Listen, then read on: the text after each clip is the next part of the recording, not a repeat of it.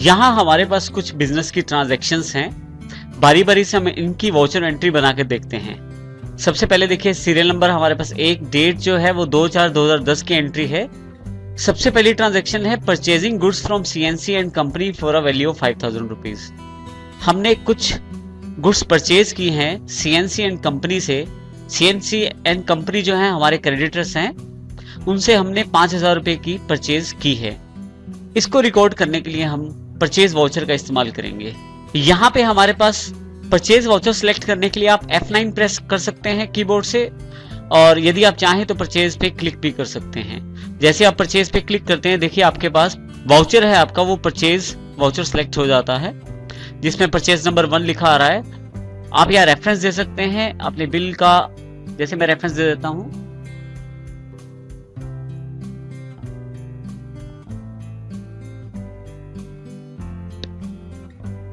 इसी के अतिरिक्त जैसे मैं एंटर करता हूं यहां से, तो पर्टिकुलर्स में मुझे 2 में, यहां देखें आप इसका अगर परफॉर्मा देखें तो पहले पर्टिकुलर्स है ऊपर, उसके पश्चात डेबिट और फिर क्रेडिट।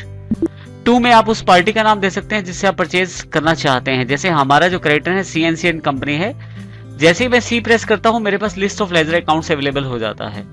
यहां से मैं सीएनसी एंड कंपनी को सिलेक्ट करके एंटर कर देता हूं। यदि हम यहां ध्यान दें तो करंट बैलेंस भी दिखाया जा रहा है सीएनसी कंपनी का।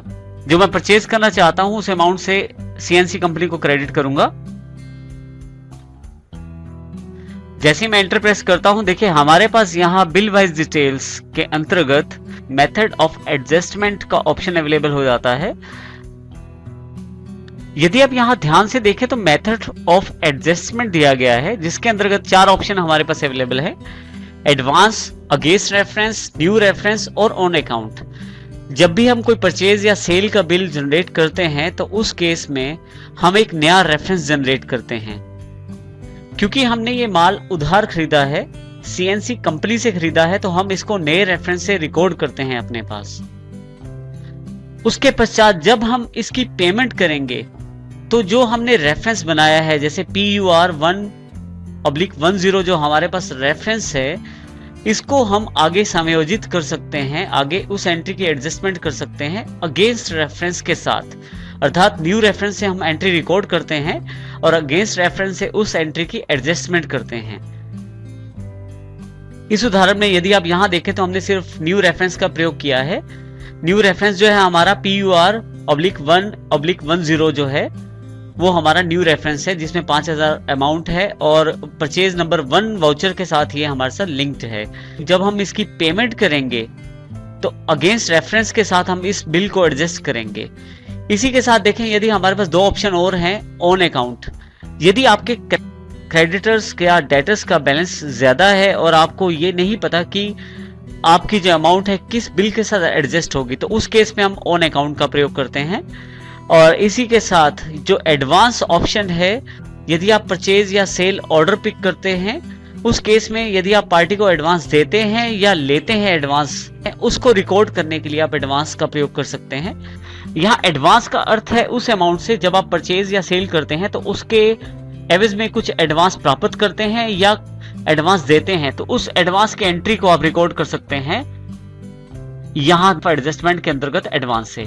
इसी तरह से यदि आपको कुछ पेमेंट प्राप्त होती है, यदि आपको कुछ पेंडिंग बिलों की पेमेंट प्राप्त होती है या आप कुछ पेंडिंग बिलों की पेमेंट करते हैं, उस केस में आपके जो अमाउंट पे की जाती है उसको आप ऑन अकाउंट सेटल कर सकते हैं।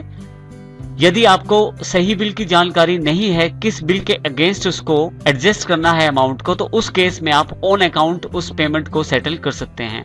इस तरह से आप इन 4 ऑप्शंस का प्रयोग कर सकते हैं। हमारे पास यहाँ मुख्य बात ये ध्यान रखने वाली है कि आप यहाँ जरूर ध्यान रखें कि हमारा जो रेफरेंस है परचेज का PUR 1/10 है। इसको हम आने वाले एग्जांपल्स में इसका अध्ययन करेंगे। अभी ये न्यू रेफरेंस के अंतर्गत एंटर्ड है।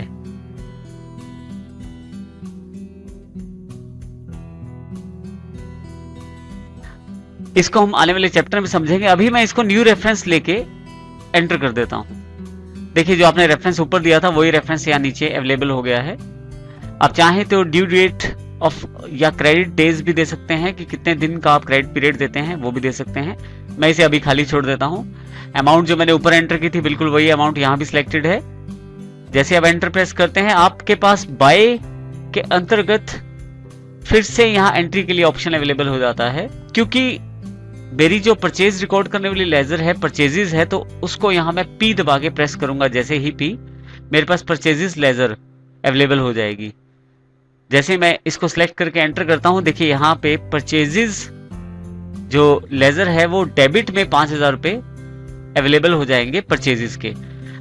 इसका अर्थ ये हुआ कि मैंने जो एंट्री की है उसके अंतर्गत मैंने सीएनसी एंड कंपनी से माल खरीदा है 5,000 रुपए का। क्योंकि माल खरीदा है इसलिए उनका अकाउंट क्रेडिट हुआ है और हमने यहाँ परचेजेस अकाउंट डेबिट कर दिया है। यदि आप नीचे देखें तो दोनों तरफ टोटल है। इसके पश्चात जैसे आप एंटर करते हैं नीचे एक नरेशन बॉक्स अवेलेबल हो जाता है, यहाँ आप नरेशन लिख सकते हैं।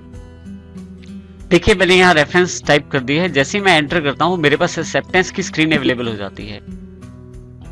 यहाँ यदि आप, अभी मैं इसे नो कर देता हूँ, यानी कि मैं इसी वाउचर पे अवेलेबल रहता हूँ। यदि आप यहाँ ध्यान दे तो यहाँ डेट जो है वो भी मैं चेंज कर सकता हूँ। उसके लिए शॉर्टकट आपके पास F2 है, या आप यहाँ से बटन टूल बार से डेट वाला बटन भी प्रेस कर सकते हैं। जैसे ही प्रेस करते हैं वाउचर डेट अवेलेबल हो जाती है। जो वाउचर डेट की एंट्री आप करना चाहते हैं वो यहाँ चेंज कर सकते हैं आप। हमारी वाउचर डेट 2/4/2010 है, तो मैं 2010 एंटर करके जैसे ही मैं एंटर करता हूँ यहाँ पे डेट जो चेंज है वो अवेलेबल हो जाती है।